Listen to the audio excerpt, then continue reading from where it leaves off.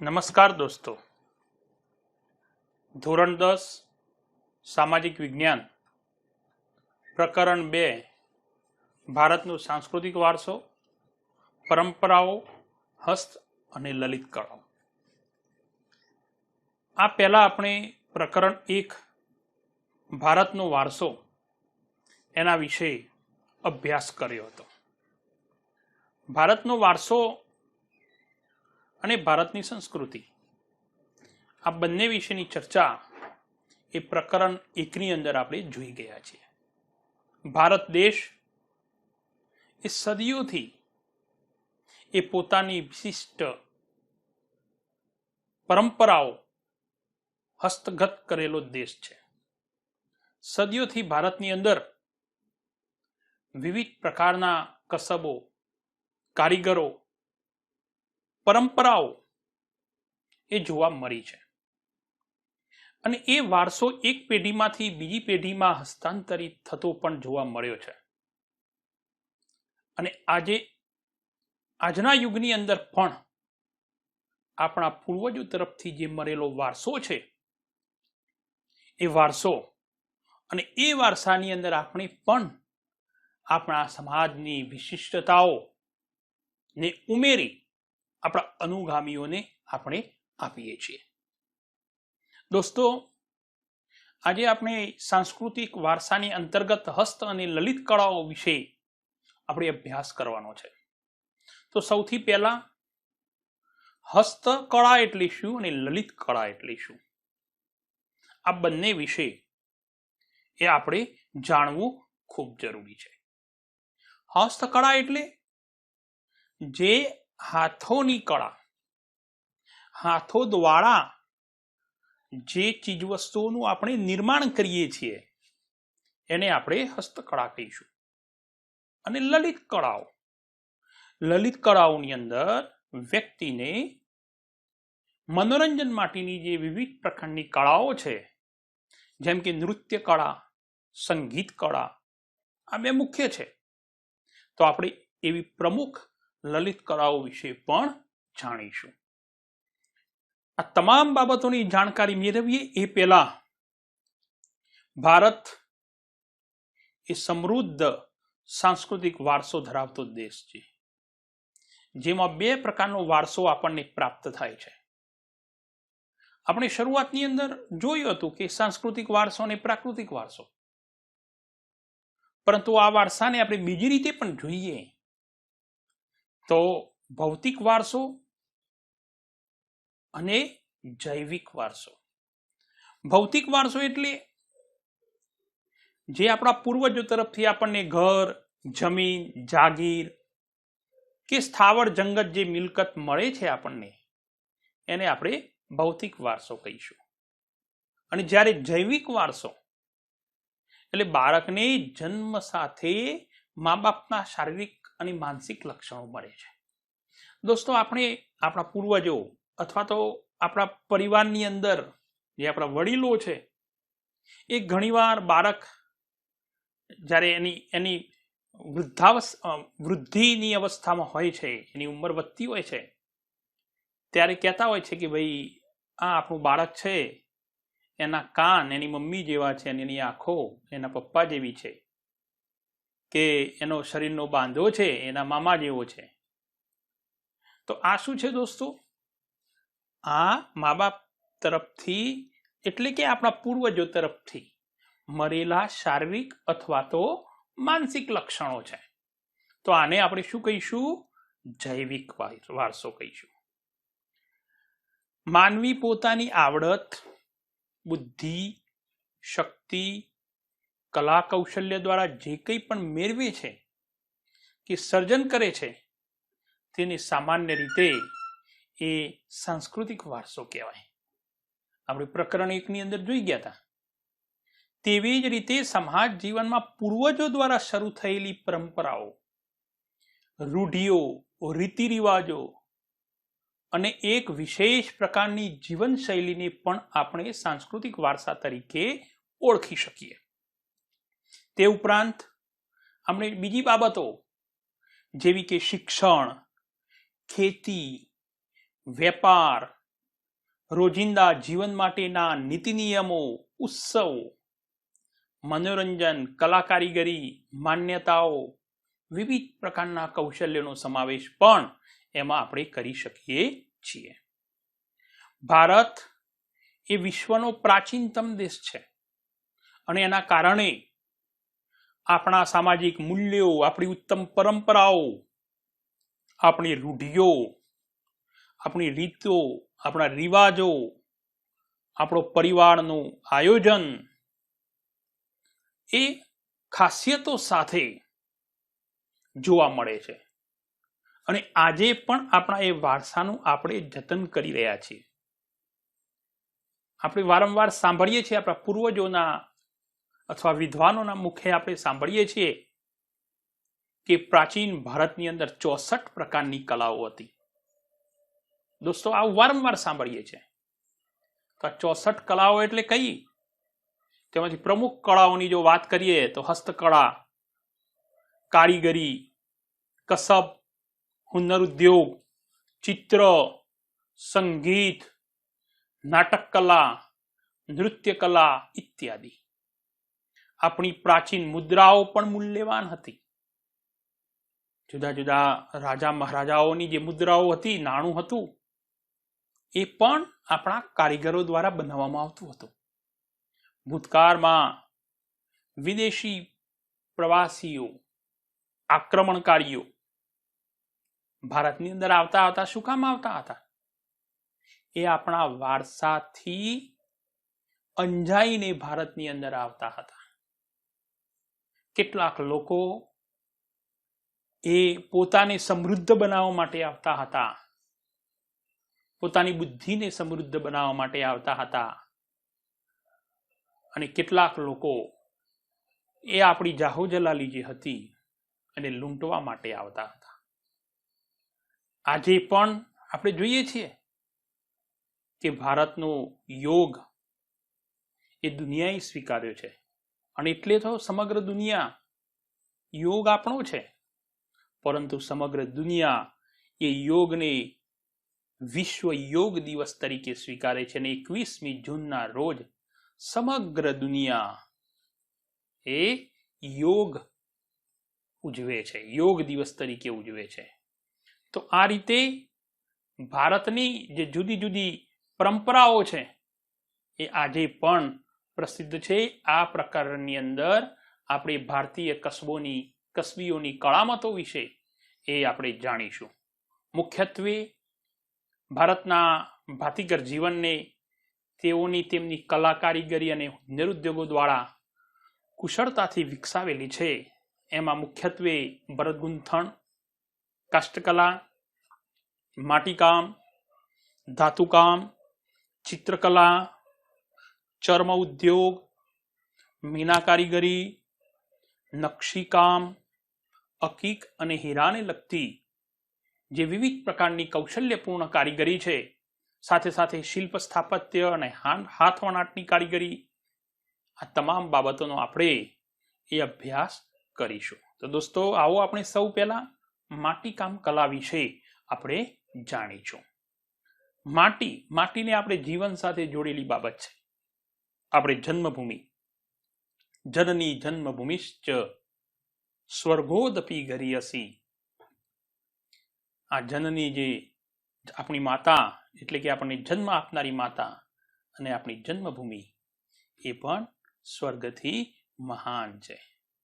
માનવ જીવન અને માટી વચ્ચેનો ઘણો જ પ્રાચીન સંબંધ રહ્યો છે. વ્યક્તિના જન્મથી મરણ સુધીની યાત્રા માટી સાથે જોડાયેલી છે. ધાતુકામની શોધ નહોતી થઈ ત્યારે માનવી મહદ અંશે માટીમાંથી બનાવેલી સામગ્રીનો ઉપયોગ કરતો. આપણા પૂર્વજો આદિમાનવોથી આજ પર્યંત આજે આપણે ધાતુઓનો ઉપયોગ કરીએ છીએ, પરંતુ આપણા પૂર્વજો જે હતા એ માટીનો ભરપૂર ઉપયોગ કરતા હતા. આપણા જીવનની યાત્રા સાથે માટી જોડાયેલી હતી. માટીના રમકડા, ઘડા, કુલડી, કોડિયા, હાંડલા, માટીના ચૂલા, અનાજ સંગ્રહ કરવા માટેની કોઠી વગેરે ગણી શકાય. એ સમયે ઘરોની દિવાલોને પણ માટી અને છાણથી લીંપી અને રક્ષણ અપાતું. પાણી, દૂધ, દહીં, છાશ, ઘી જેવા પ્રવાહીઓ રાખવા માટે પણ એ માટીના વાસણોનો ઉપયોગ થતો હતો. રસોઈના વાસણો પણ માટીના રહેતા. આપણી જે પ્રાચીન સંસ્કૃતિઓ ઉત્ખનન કરેલા જે સ્થળો છે, મોહેંજો-દડો અને હડપ્પા સંસ્કૃતિના સમયના માટીના લાલ રંગના પવાળા, બરણી, રકાબી વગેરે એ આપણને ખોદકામ દ્વારા પ્રાપ્ત થયા છે. કુંભારનો ચાકડો જે આપણે બધાએ જોયો હશે, જે ગોર ગોર ફેરવી અને એના ઉપર માટીના પિંડ દ્વારા એ માટલાને આકાર આપવાનું કામ થાય છે. તો આ કુંભારનો ચાકડો એ માટીકામ માટેનું પ્રાચીન ભારતનું પ્રથમ યંત્ર ગણી શકાય. આજે પણ નવરાત્રિમાં ગરબા અંદર દીવો હોય અને એ ઘડાને કાણા પાડેલા હોય, એમાંથી પ્રકાશ બહાર આવતો હોય, એ કેવું સુંદર દ્રશ્યનું સર્જન થાય છે.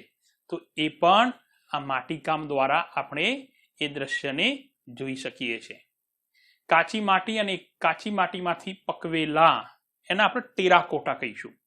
વાસણોના ઉત્પાદન માટે ભારત પ્રાચીન કાળથી જાણીતું છે. દોસ્તો, તમને ખ્યાલ હશે કે દક્ષિણ ભારતની અંદર નાગાર્જુન કોંડા નામનું સ્થળ છે અને આપણા મહેસાણા જિલ્લાની અંદર લાંગણજ નામનું સ્થાન છે. ત્યાંથી આપણને હાથથી બનાવેલા માટીના વાસણોના જૂના અવશેષો ખોદકામ દ્વારા આપણને પ્રાપ્ત થયા છે. તો આ માટી કામ એ સદીઓ જૂની આપણી કળા છે અને એ કળાને આજે પણ ઓછા અંશે પણ જોવા મળે છે. બીજી કળા છે એ વણાટ કળા. હવે વણાટ કળા એટલે વણવાની કળા. અત્યારે જેમ મશીનની અંદર કાપડ તૈયાર થાય છે ને આપણે એ કાપડને પહેરીએ છીએ, બજારમાં આપણને મશીનમાં બનેલા કાપડો મળે છે, પણ પહેલાના સમયમાં આ પ્રકારના સાધનો દ્વારા, મશીનો દ્વારા એ કાપડ તૈયાર નહોતું થતું. પહેલાના જમાનામાં આપણા જે પૂર્વજો છે એ રૂની પૂણીમાંથી તાંતણા ખેંચી તેમને વર ચડાવી એકબીજાના પકડમાં જોડી લાંબો દોરો તૈયાર કરવાની કળા, જેને કાંતણ કળા કહેતા. અને આપણે તો સૌ જાણીએ છીએ કે મહાત્મા ગાંધીએ એ એક રેટિયો, સત્ય, હિંસા અને સાથે રેટિયો, આ રેટિયા દ્વારા તો આપણે આઝાદી મેળવી છે. તો આ મહાત્મા ગાંધીએ જે કાંતણ વણાટ ગૃહ ઉદ્યોગને સવિશેષ મહત્વ આપ્યું હતું, તેમને એ વિચાર પણ આપણા દેશની પ્રાચીન આપણી કાંતણ કળાને આભારી છે. અને એટલા માટે તો આપણે આઝાદીના આંદોલનને સ્વદેશી અને સ્વાવલંબનના આંદોલન સાથે આપણે જોડી શક્યા છીએ. તો આ વાત થઈ વણાટ કળાની. દોસ્તો, વણાટ કળાની અંદર પણ હાથ વણાટ, પુસ્તકની અંદર એ હાથ વણાટના ગાલીચાઓના તસવીર આપેલી છે. અને ક્યારેક આપણે પ્રવાસ પર્યટનની અંદર જતા હોઈએ છીએ ત્યારે આપણને આવા જે ઐતિહાસિક જે સ્થાનો છે, ત્યાં સંગ્રહાલયો છે, એની અંદર જોવા મળે છે એના નમૂનાઓ. તો પ્રાચીન સમયથી ભારત વસ્ત્ર વિદ્યા માટે જાણીતું હતું. ભારતના કુશળ કારીગરો દ્વારા તૈયાર થતી ઢાકાની મલમલનો તાકો, જે દોસ્તો એક આશ્ચર્યજનક બાબત છે કે જે દિવાશ્રીની પેટી જેટલી જગ્યાની અંદર સમાઈ જતો, અને એ ઢાકાના મલમલનો તાકો જે છે એને વીંટીમાંથી આખો તાકો એટલે ઘણા બધા મીટરનું કાપડ હોય એ પસાર થઈ જાય. તો આટલી ઝીણું વણાટકામ એ આપણા દેશના કારીગરો કરી શકતા હતા. કાશ્મીર સહિત ભારતમાં પણ બનતા જે ગાલીચાઓ છે, પાટણના પટોળા, પાટણના પટોળા તો દુનિયાભરની અંદર વખણાય છે. કાજીવરમ તેમજ બનારસી સાડીઓ, રાજસ્થાનની બાંધણીઓ જેવા હાથ વણાટના બે નમૂન હુન્નરના નમૂનાઓ એ ભારતની એક આગવી ઓળખ છે. એ સિવાય પણ ગુજરાતની જો વાત કરીએ તો ગુજરાતમાં સોલંકી યુગની અંદર પાટણની અંદર સોલંકીઓનું શાસન હતું. એ યુગને સુવર્ણ યુગ તરીકે ઓળખવામાં આવે છે. અને એ વખતે સિદ્ધરાજ જયસિંહ એ સોલંકીઓના રાજા હતા. એમને આ જે પાટણ નગર હતું એમાં સાળવીઓ કે જે હાથવણાટ કામ કરવામાં કુશળ હતા એવા પરિવારોને વસાવ્યા. અને એમની આવડત અને કૌશલ્યને લીધે ખાસ કરીને પાટણના પટોળા એ જગતભરમાં વિખ્યાત બન્યા. દોસ્તો એટલે તો ગીત છે ને કે છેલા જીરે મારી હાટું પાટણથી પટોળા મોગા લાવજો. તો દોસ્તો એ પાટણના પટોળા આજે પણ પટોળા હાઉસ છે ત્યાં એ પટોળા આપણે જોઈ શકીએ છીએ અને એ પરિવાર એક જ બચ્યો છે. દોસ્તો આપણને આશ્ચર્ય થશે કે એક પટોળું બનાવતા 6 મહિનાથી 1 વર્ષ જેટલો સમય લાગે છે અને એક પટોળાની કિંમત એ 75,000 થી 5 લાખ સુધીની હોય છે અને આપણે એનો ઓર્ડર આપીને બનાવવી પડે છે. પણ સમગ્ર ભારતની અંદર ફક્ત એક જ પરિવાર બચ્યો છે. તો પાટણનો આ હુન્નર આશરે 850 વર્ષ કરતા પણ વધુ પ્રાચીન હોવાનું જણાય છે. અત્યંત અટપટી અને જટિલ સમય માગી લે એવી આ કલા હાલમાં મર્યાદિત કારીગરો પાસે છે. પાટણમાં બનતા આ રેશમી વસ્ત્રને બેવડ ઇક્ત, બેવડ એટલે ડબલ, બંને બાજુએ, ઇક્ત એટલે વણાટ. પટોળાની એ વિશેષતા છે કે એક જ આકાર પટોળાની બંને બાજુએ પ્રદર્શિત થાય અને બંને બાજુએ પહેરી શકાય, બંને બાજુએ એક જ ભાત દેખાય, એ એની વિશેષતા છે. અને આ પટોળા વર્ષો સુધી ટકી રહે છે અને એમાંથી રંગ પણ જતો નથી. એટલે તો કહેવત પડી કે પડી પટોળે ભાત ફાટે પણ ફીટે નહીં. અને એ પટોળું એ આપણને ગુજરાતને સમગ્ર વિશ્વની અંદર એક ઓળખ અપાવે છે. તો દોસ્તો આ વાત થઈ હાથવણાટની. હવે આપણે જોઈશું ભરત ગૂંથણ કળા. ભરત ગૂંથણ, ગૂંથવાની કળા. પેલી વણવાની કળા હતી, આ ગૂંથવાની કળા છે. દોસ્તો આપણી પ્રાચીન સંસ્કૃતિઓના નગરો જે ખોદકામ દ્વારા આપણને પ્રાપ્ત થયા છે, હડપ્પાના નગરો કે મોહેન્જો-દડોની સંસ્કૃતિ, એની અંદરથી કેટલાક નમૂનાઓ આપણને પ્રાપ્ત થયા છે, મૂર્તિઓ. અને આ મૂર્તિઓ અને પૂતળાઓના વસ્ત્રો ઉપર પણ એ ભરત ગૂંથણના નમૂનાઓ જોવા મળ્યા છે. ભારતમાં પુરુષો, સ્ત્રીઓ અને બાળકોના વસ્ત્રો ઉપર ભરત ગૂંથણ કરવાની કારીગરી પણ ઘણી પ્રાચીન છે. સિંધુ સંસ્કૃતિના સમયે સિંધુ, સૌરાષ્ટ્ર અને કચ્છના સ્ત્રી પુરુષોમાં વસ્ત્રો ઉપર ભરત ગૂંથણ કળા જોવા મળતી. અને આ રીતે પણ કાશ્મીરનું ભરત ગૂંથણ પણ એ જાણીતું છે. આ ઉપરાંત ગુજરાતના જામનગર, જેતપુર, ભુજ, માંડવી સહિતના વિસ્તારો જે બાંધણી અને તેના ઉપરની પરંપરાગત શૈલીવાળી હાથી, પુત્રી, ચોપાટ, પક્ષીઓ, કરસ વગેરે સુંદર ડિઝાઇનો વાળી કળા માટે એ જાણીતા છે. ભરત ગૂંથણ એ ગુજરાતના કચ્છ, સૌરાષ્ટ્ર વગેરે જે પ્રદેશો છે એના સ્ત્રીઓનો ગૃહ વ્યવસાય રહ્યો છે. એની અંદર જે જુદા જુદા આકારો છે એમાં ચંદરવો, શાખ તોરણ એટલે ઘરના દરવાજા ઉપર આપણે જે સારા દિવસોની અંદર, શુભ દિવસોની અંદર તોરણ બાંધીએ છીએ, તો એ તોરણ આપણે આસોપાલવના પાનના કે પુષ્પોના બનાવીએ છીએ, પરંતુ એ તોરણો ભરત ગૂંથણ દ્વારા તૈયાર કરવામાં આવતા. ચાકળા, ઓછાડ, તકિયા, પારણા, ઓશિકા, આમાં કેટલીક કોમો તો પહેરતા કેડિયા નામના વસ્ત્રો ઉપર પણ ભરત ગૂંથણ કલાની પરંપરા આજે પણ જોવા મળે છે. કેડિયા એટલે ઉપરનું જે વસ્ત્ર પહેરીએ છીએ એના ઉપરની ગૂંથણ કળા. ભરત ગૂંથણથી શણગારેલા ધાબળા, ઓઢવા માટે રજાઈઓ, એના ઉપર ભૌમિતિક આકારો અને વિવિધ આકૃતિ વગેરેનું ભરતકામ આપણે જોઈ શકીએ છીએ. આજે પણ કચ્છના બંને વિસ્તારની જત જેવી કોમ જે ભરત કલા પણ આગવી વિશેષતા ધરાવે છે. ખુશ્બુ ગુજરાત કી જે અમિતાભ બચ્ચન દ્વારા જે એક જાહેરાત તૈયાર કરવામાં આવેલી પ્રવાસન મંત્રાલય દ્વારા, અને એમાં પણ 1-2 સેકન્ડ માટે આ કચ્છના બન્ની વિસ્તારની જે જત બહેનો છે એ એમાં જોવા મળે છે.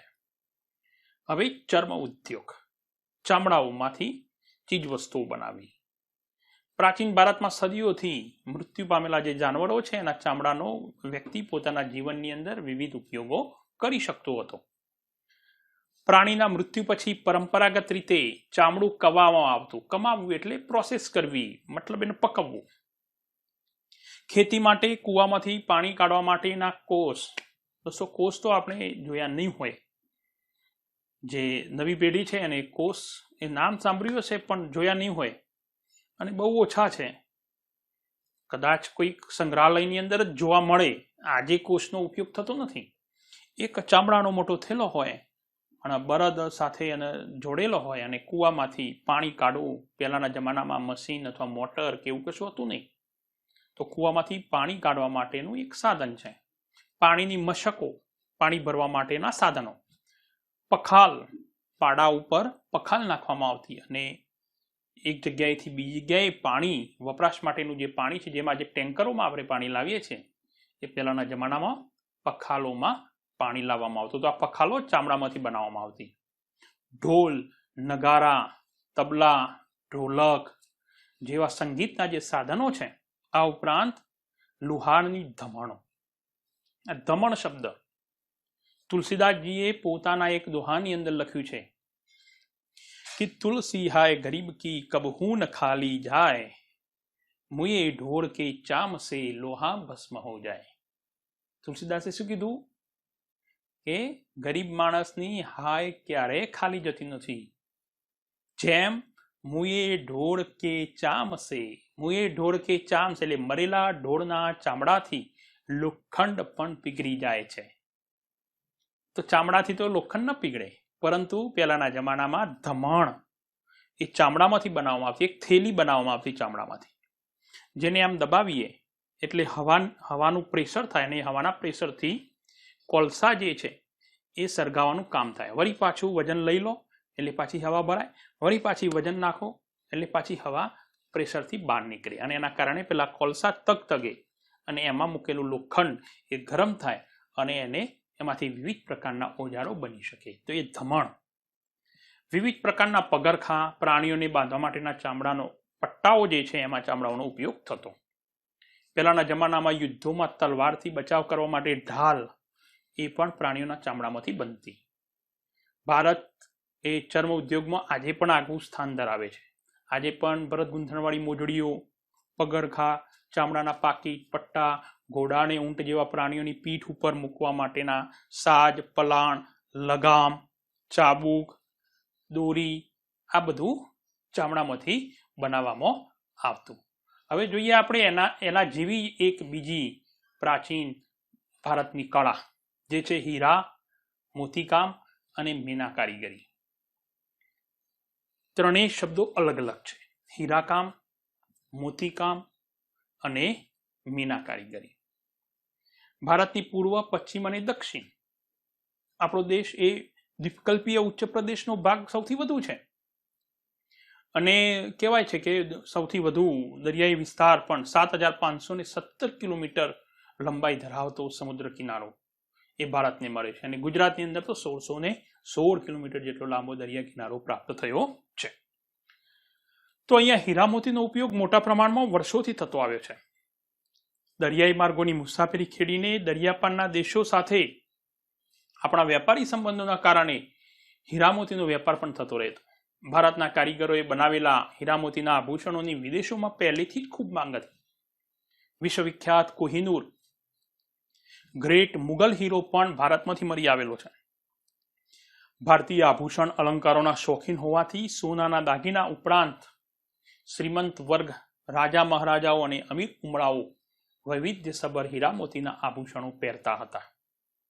પ્રાચીન સમયમાં રાજા મહારાજાઓ, શ્રેષ્ઠીઓ વગેરે હીરા, મોતી, માણેક, પન્ના, પોખરાજ, નીલમ વગેરે રત્નોનો ઉપયોગ એ પોતાના વસ્ત્રાભૂષણોની શોભા વધારવા માટે કરતા હતા. રાજા મહારાજાઓ અને બાદશાહોના સિંહાસનો, એમના મુગટો, માળાઓ, બાજુબંધ, એની અંદર રત્નોનો ભરપૂર ઉપયોગ થતો. ગુજરાતમાં મોતીકામનો સવિશેષ ઉપયોગ થતો જોવા મળે છે. મોતીના કલાત્મક તોરણો દરવાજા ઉપર લગાવવા માટેના, માળાઓ, કળશ, જે કળશ એટલે જેને આપણે લોટો કહીએ છીએ આપણી દેશી ભાષામાં, પણ કળશ, તાંબાનો કળશ, ઘૂઘરા, પછીત, પછીત એટલે જે આપણો લિવિંગ રૂમ છે એની દિવાલ ઉપર લગાવવા માટેના ડિઝાઇનના નમૂનાઓ, જેને આપણે પછીત કહીશું, વગેરે. સાથે સાથે બારી શણગારવી, ચાકડા, ચોરસ કાપડના ટુકડા જેને શણગારેલા હોય, લગ્નના નાળિયેરને પણ શણગારવામાં આવતું. ઈંઢોણી, પહેલાના જમાનામાં માથે માટલું મૂકી અને કુવેથી પાણી ભરવાનું જવાનું હતું અને એ વખતે ઈંઢોણનો ઉપયોગ થતો. પંખા પહેલા ઇલેક્ટ્રિક પંખા નહોતા, હાથ પંખા હતા, તો એને પણ શણગારવામાં આવતા. બળદ માટેના સુશોભિત કરેલા મોડિયા, બળદના માથા ઉપર, બળદ એ પહેલા એક ધન ગણાતું અને એના માથા ઉપર શણગાર કરેલા એવા જે બળદ ગૂંથણના નમૂનાઓ, શિંગડા પણ શણગારવામાં આવતા અને શિંગડાની ઝૂલ. આ બધી ગૂંથવાની અદ્ભુત કળા આપણા પ્રાચીન પૂર્વજોની અંદર રહેલી હતી. આજે તો એ બધી કળાઓ એ હવે મૃતપાય અવસ્થાની અંદર છે, છતાં પણ એ આપણા પૂર્વજો એ કળાઓમાં માહિર હતા. દુનિયાભરના દેશમાં સોના, ચાંદી અને મીના કારીગરીની માં પ્રસિદ્ધ છે આપણો દેશ. આપણે ત્યાં સોના ચાંદીના અલંકારો, દુનિયાના બીજા દેશોની અંદર સોના ચાંદીના અલંકારોની જે પસંદગી છે એ ભારતના લોકો કરતા ઓછી છે. સોના ચાંદીના અલંકારો જેવી કે માળા, હાર, વીંટી, એરિંગ, કંગન, ચાવીઓનો ઝુમખો વગેરે એ બનાવવામાં પણ આપણા કારીગરો નિપુણ હતા. આ કારીગરો મીના કારીગરી વડે, આ મીના કારીગરી એટલે આ જે દાગીનાઓ છે એની અંદર રંગ પૂરવા માટેની કળા, તો લાલ, લીલો અને વાદળી રંગો પૂરીને આવા ઘરેણાઓની શોભા વધારતા હતા. જયપુર, લખનઉ, દિલ્હી, વારાણસી અને હૈદરાબાદમાં આ પ્રકારની કળા એ આપણને જોવા મળે છે. એવી જ પ્રાચીન કળા છે જરીકામ. જરી વિશે આપણે જાણીએ છીએ, તો એ પ્રાચીન સમયથી જોવા મળે છે અને આજે પણ સુરતની અંદર જરીકામ જોવા મળે છે. ચાંદી અને સોનાના તાળના રૂપમાં જરી બનાવી તેનો ઉપયોગ ભરત ગૂંથણ કળા દ્વારા કિંમતી વસ્ત્રો શણગારવામાં થતો હતો. ભારતમાં જરીકામના હુનર માટે સુરત ખૂબ જ જાણીતું છે. પાનેતર, સાડીઓ, ગળચોળા જેવા વસ્ત્ર પરિધાનની અંદર સુરતના કુશળ કારીગરો જરીની કિનારી લગાડીને બે નમૂન કામ કરી આપતા હતા. તો જરીકામની અંદર પણ આપણો દેશ એ પ્રાચીન સમયથી ખૂબ જ પ્રસિદ્ધ રહેલો છે. હવે આપણે જોઈશું ધાતુકામ. આ સમગ્ર પ્રાચીન જે કળાઓ છે આપણી, એ કળાઓ, તમામ કળાઓ વિશે આપણે સમજવાનું છે અને એ કળાઓ તૈયાર પણ કરવાની છે. પરીક્ષાની અંદર 2 ગુણની અંદર આ કળાઓમાંથી ગમે તે એક કળા એ પૂછી શકાય છે. તો ધાતુકામ, તો આજે પણ ધાતુકામ એ પ્રચલિત છે, પરંતુ પ્રાચીન સમયની અંદર પણ આપણા દેશની અંદર એ ધાતુ કલાની વિદ્યા એ આપણા પૂર્વજો જાણતા હતા. પાષાણ યુગ પછીના ધાતુયુગમાં ધાતુ વિદ્યા વિકસી. આપણે યુગોની ગણના કરીએ તો સર્વપ્રથમ પાષાણકાલીન મનુષ્યો, પથ્થર યુગના માણસો, ત્યાર પછી તામ્રયુગ, ત્યાર પછી કાંસ્ય યુગ અને લોહ યુગ, અને આજે તો આપણે યુરેનિયમ મતલબ કે અણુયુગ કહીએ છીએ. તો પાષાણ યુગ પછીના યુગમાં ધાતુ વિદ્યા વિકસી. લોથલના કારીગરોએ ધાતુમાંથી દાતરડા, શારડીઓ, હોલ પાડવા માટેની વળાંકવાળી કરવત, આરા, સોય જેવા તાંબાના અને કાંસાના ઓજારો બનાવવાનું જણાયું છે, કારણ કે આપણને ખોદકામ દ્વારા એના નમૂનાઓ પ્રાપ્ત થયા છે. આમ ધાતુમાંથી ઓજારો ઉપરાંત વાસણો, મૂર્તિઓ અને પાત્રો બનાવવામાં આવતા. યુદ્ધો માટેના અસ્ત્રો, શસ્ત્રો પણ ધાતુમાંથી બનાવવામાં આવતા. સોના, ચાંદી જેવી ધાતુનો ઉપયોગ એ ઘરેણા માટે થતો. તાંબુ, પિત્તર, કાંસુ જેવી ધાતુનો ઉપયોગ વાસણો અને મૂર્તિઓ બનાવવામાં થતો, જ્યારે લોખંડનો ઉપયોગ ઓજારો અને હથિયારો બનાવવામાં થતો હતો. એવી જ રીતે બીજી એક કળા છે કાષ્ટ કળા. કાષ્ટ એટલે લાકડું, લાકડાની કળા. માનવ જીવનનો સંબંધ શરૂઆતથી જ વૃક્ષ અને વનરાજી સાથે રહ્યો છે. જેવી રીતે આપણો સંબંધ માટી સાથે રહેલો છે, એવી જ રીતે આપણો સંબંધ પ્રકૃતિ સાથે રહેલો છે, એટલે કે વૃક્ષો સાથે રહેલો છે. શરૂઆતની અંદર બળતણ તરીકે એનો ઉપયોગ કરતા, ત્યાર પછી જેમ જેમ જેમ જેમ આપણો વિકાસ થતો ગયો તેમ તેમ એ લાકડામાંથી ઓજારો, મોટા મકાનો, ગુપ્ત યુગની અંદર લાકડાના મકાનો જોવા મળતા. ભવનો અને મકાનોના બાંધકામમાં લાકડાનો ઉપયોગ ભરપૂર થતો. ક્રમશઃ લાકડાની મૂર્તિઓ, બાળકો માટેના રમકડા, સોગઠા, થાંભલીઓ, બારીબારણા, ઘોખ, અટારીઓ, સિંહાસનો, ખુરશીઓ, જાળીઓ, એ રીતે કાષ્ટ કલા કોતરણીનો વિકાસ થતો રહ્યો. ગુજરાતની અંદર પણ સંખેડાનું ફર્નિચર, લાકડાના હિંચકા અને ઈડરના રમકડા ખૂબ જાણીતા છે. એવી જ રીતે જડતર કલા. જડતર એટલે જડવું, જોઈન્ટ કરવું, ચોંટાડવું. તો આ કળાની અંદર પણ ભારતના લોકો પ્રાચીન સમયથી પ્રસિદ્ધ છે. અલંકારો અને જડતર કામની કલા ભારતની એક પ્રાચીન કલા છે. ભારતના રાજાઓ, સમ્રાટો, અન્ય શાસકો અને તે સમયના શ્રીમંત વર્ગોના જે સુવર્ણ અલંકારો ધારણ કરતા, તેમાં મોટાભાગે હીરા, મોતી, માણેક જેવા કિંમતી રત્નોને ગળાનો હાર, બાજુબંધ, કડા, મુગટ, દામણી, વીંટી, નથણી, કાપ, એના ઉપર જુદા જુદા પ્રકારના રત્નો જડવામાં આવતા, ચોંટાડવામાં આવતા. અને એના નિપુણ કારીગરો એ ભારતની અંદર હતા, અને એમની કારીગરી એ જગ પ્રસિદ્ધ બની છે. અને એમાં રાજસ્થાનનું બિકાનેર એ ઘરેણા માટે ખૂબ જાણીતું છે. હવે અકીક કામ. અકીક એટલે એક પથ્થર છે. ભારતની કેટલીક નદીઓમાંથી અને એના ખીણ પ્રદેશોમાંથી એ આ પથ્થર મળે છે, જે કિંમતી છે. તેમાં અકીક, જે ચકમક અને અર્ધ પારદર્શક હોય છે, એ સુંદર રાતો પથ્થર એ મુખ્ય છે. ખાસ કરીને સિલિકા મિશ્રિત ભૂરો કે સફેદ રંગનો કેલ્સિડોનિક પથ્થર, જે અકીક તરીકે ઓળખવામાં આવે છે. ગુજરાતમાં સુરત અને રાણપુરના વિસ્તારોમાં જુદા જુદા આકારના અકીકના પથ્થરો આજે પણ મળે છે. અને એ અકીકના પથ્થરોના અલંકારોમાં જડવા માટે ખંભાત મોકલવામાં આવે છે. અને ખંભાતના કારીગરો અકીકના પથ્થરો પર પહેલ પાડી અન્ય પ્રક્રિયાઓ કરી અને એને વિવિધ અલંકારોને જડવા પાત્ર બનાવે છે. આ અકીકના પથ્થરોની માળા કે મણકા તૈયાર કરવામાં આવે છે. તો આ વિવિધ પ્રકારની કળાઓ એ આપણે જોઈએ. હવે આ તમામ કળાઓની અંદર જે કળાનું અગ્રીમ સ્થાન છે, જે કળાઓના રાજા કહેવામાં આવે છે, એવી ચિત્રકળા. ચિત્રકલાનું સ્થાન વિવિધ કલાઓની અંદર અગ્રીમ સ્થાને છે. ચિત્રકલાની સામાન્ય રીતે વ્યાખ્યા કરીએ તો ચિત્રકારના મનમાં ઉદ્ભવતા ભાવો, કલ્પનાઓ, એને પીંછી અને રંગ વડે કાગળ કે કાપડ ઉપર ઉતારવાની કળા, એને ચિત્રકળા કહીશું. રંગ અને રેખાઓ દ્વારા કલા અને સૌંદર્યનું રસપ્રાન કરાવતી ચિત્રકલામાં પ્રકૃતિના જડ અને ચૈતન્ય સ્વરૂપોમાં રહેલા વિવિધ ભાવોનું દર્શન કરાવવાની ક્ષમતા રહેલી છે. આશરે 5000 વર્ષ જૂની હડપ્પીય સંસ્કૃતિના અવશેષોમાંથી ભારતીય ચિત્રકલાના પુરાવાઓ આજે પણ મળ્યા છે.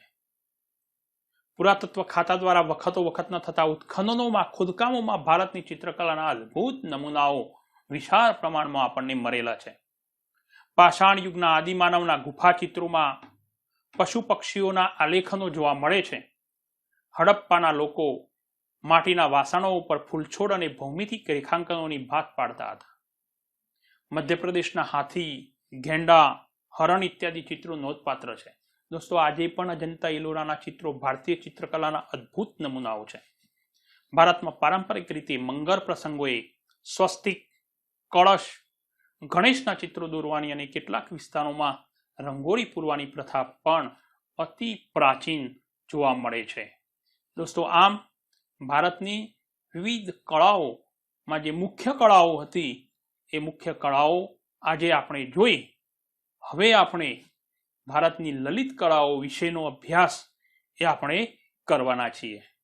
તો આવો દોસ્તો, આપણે લલિત કળાઓ વિશે પણ જાણીએ. તો લલિત કળાઓ એટલે મેં શરૂઆતમાં પણ તમને કહ્યું હતું કે જે મનોરંજનના એક માધ્યમ તરીકે ઉપયોગમાં લેવાની હતી. પ્રાચીન ભારતની અંદર પણ આપણા જે પૂર્વજો છે એ સમયે મનોરંજન માટેની વિવિધ કળાઓ એ વિકસાવી હતી.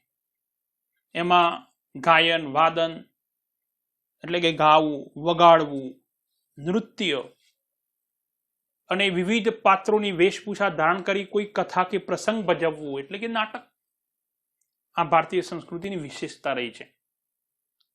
આપણા રામાયણ અને મહાભારત જેવા મહાન ગ્રંથો જે છે એની જે કથા છે એના આધારે મનોરંજન સાથે લોક સંસ્કાર આપવાનું કાર્ય ઘણા લાંબા સમયથી ભારતની અંદર ચાલતું આવ્યું છે, જેનો ઊંડો અભ્યાસ રસપ્રદ છે. તો આપણે લલિત કળાઓ વિશે જાણીએ. તેની શરૂઆતની અંદર સર્વપ્રથમ સંગીત કળા વિશે જાણવું એ અત્યંત આવશ્યક છે. દોસ્તો, આજે આપણે દુનિયાભરનું સંગીત એ આપણા મોબાઈલમાં, આપણી ટીવીમાં કે જુદા જુદા સાધનો દ્વારા, જુદા જુદા માધ્યમો દ્વારા એ આપણે જાણીએ છીએ, આપણે ગાઈએ છીએ, સાંભળીએ છીએ. પરંતુ આ તમામ સંગીત કળાઓ જે છે, દુનિયાના દેશોની જે સંગીત કળાઓ છે, એમાં ભારતીય સંગીત કળા એ એક અલગ તરી આવે છે. સ્વ, લય અને તાલની દ્રષ્ટિએ વિશ્વમાં એક અલગ સ્થાન ધરાવે છે. આપણા તો 4 વેદો જે હતા, અથર્વવેદ, સામવેદ, ઋગ્વેદ, યજુર્વેદ, એની અંદર સામવેદ એ તો સંગીતને લગતો જ આખો વેદ છે, જેને સંગીતની ગંગોત્રી કહેવામાં આવે છે. જેમાં જે ઋગ્વેદ છે એની ઋચાઓનું ગાન કરવાની વિધિ એ સામવેદની અંદર બતાવવામાં આવેલી છે. સંગીતમાં ગાયન અને વાદન બંનેનો સમાવેશ થાય છે. આપણે જોઈએ છીએ કે સંગીતના 7 સ્વરો, સા રે ગ મ પ ધ ની, એ 7 સ્વરો છે. અને આપણી સંગીતની મુખ્યત્વે શાસ્ત્રીય સંગીત અને લોક સંગીત એમ 2 ભાગમાં વહેંચી શકાય. સંગીતના મુખ્ય 5 રાગો છે, યાદ રાખવાના છે: શ્રી, દીપક, હિંડોળ, મેઘ અને ભૈરવી. આ 5 રાગો શ્રી, દીપક, હિંડોળ, મેઘ અને ભૈરવી, જે ભગવાન શંકરના 5 મુખો, એવું માનવામાં આવે છે કે ભગવાન શંકરના 5 મુખો હતા, એ 5 મુખોમાંથી આ રાગ ઉત્પન્ન થયા છે. અને આ સંગીતના સંબંધિત ભારતની અંદર અનેક ગ્રંથો લખાયા છે. એમાંથી એ 3 ગ્રંથોનો આપણે પરિચય મેળવીશું. 1 સંગીત રત્નાકર, 2 સંગીત પારિજાત અને 3 સંગીત મકરંદ. આ ત્રણેયનો પરિચય એ આપણે અહીંયા જોઈશું. સર્વપ્રથમ સંગીત મકરંદ. સંગીત શાસ્ત્રના જ્ઞાતા પંડિત નારદે ઈસવીસન 900ના અરસામાં આ ગ્રંથ લખેલો. ઈસવીસન 900ના અરસામાં, જેમાં 19 પ્રકારની વીણા અને 101 પ્રકારના તાલનું વર્ણન છે. બીજો ગ્રંથ છે સંગીત રત્નાકર. સંગીત શાસ્ત્રના તજજ્ઞ પંડિત સારંગદેવ એમને આ ગ્રંથની રચના કરેલી. તેઓ દૌલતાબાદ એટલે દેવગીરી પણ કહેવાય છે નિવાસી હોય. તેઓ ઉત્તર ભારત અને દક્ષિણ ભારતના સંગીતથી સુપરિચિત હતા. દૌલતાબાદ મહારાષ્ટ્રમાં આવે, પરંતુ તે મહારાષ્ટ્ર અને કર્ણાટક એની સરહદ ઉપર છે. એટલે એમાં ઉત્તર ભારત અને દક્ષિણ ભારત બંનેના સંગીતથી તેઓ પરિચિત હતા. અને એટલા માટે તો પંડિત વિષ્ણુનારાયણ ભાતખંડે સંગીત રત્નાકરને ભારતીય સંગીતનો સૌથી વધુ પ્રમાણભૂત ગ્રંથ ગણાવે છે. સંગીતના અંગો સમજવા માટે તે એક બેજોડ ગ્રંથ છે. ત્રીજો છે સંગીત પારિજાત. પંડિત અહોબલે ઈસવીસન 1665માં ઉત્તર હિન્દુસ્તાની સંગીત પદ્ધતિ માટે આ ખૂબ જ મહત્વના ગ્રંથની રચના કરી હતી. તેમને દરેક રાગ અન્ય રાગથી અલગ હોવાનું તેમજ તેનું સ્વતંત્ર અસ્તિત્વ તથા વિશેષતા હોવાનું સમજાવ્યું હતું. તેઓએ 29 પ્રકારના સ્વરો ગણાવ્યા છે. અલાઉદ્દીન ખિલજી, જે ભારતની અંદર એક વિદેશથી આવેલા આક્રમણકારી તરીકે પ્રસિદ્ધ છે અને ત્યાર પછી ભારતની સમૃદ્ધિથી આકર્ષાઈને તેઓ ભારતની અંદર રહી ગયા, તો એ અલાઉદ્દીન ખિલજીના સમયના અમીર ખુશરો, તેઓ એમની શાયરી અને સંગીતના પ્રદાનને લીધે તૂતીએ હિન્દ તરીકે વિખ્યાત થયા હતા. ભારતમાં 15મી અને 16મી સદીમાં થયેલા ભક્તિ આંદોલન સમયના સુરદાસ, સુર તુલસી સસી ઉડગણ કેશવદાસ, એ આખા જે ભક્ત કવિઓ સુરદાસ, કબીર, તુલસીદાસ, ચૈતન્ય મહાપ્રભુ, મીરાબાઈ, નરસિંહ મહેતા, એમના ભજનો અને કીર્તનોથી ભારતમાં એક ભક્તિમય વાતાવરણ ઊભું થયું હતું. 15મી સદીમાં સ્વામી હરિદાસના શિષ્યો બેજુ બાવળા અને તાનસેન, જેમ એક જ સમયમાં આપણા ગુજરાતની સંગીતની બેલડી, કન્યાઓ, તાના અને રીરી, આ બધા નામો સંગીતની અંદર ભારતની જે કળા છે એને વિશ્વ પ્રસિદ્ધ બનાવવાનું કાર્ય એ એમને કરેલું છે. હવે આપણે નૃત્ય કલા વિશે જાણીશું. આજે આપણે ભારતની વિવિધ કળાઓ, સંગીત કળાના 3 ગ્રંથો, એની ચર્ચા કરી. હવે પછીના ભાગની અંદર આપણે નૃત્ય કલા વિશે જોઈશું, જેમાં ભારતના વિવિધ પ્રકારના પ્રાચીન નૃત્યોનો અભ્યાસ કરીશું. નમસ્કાર.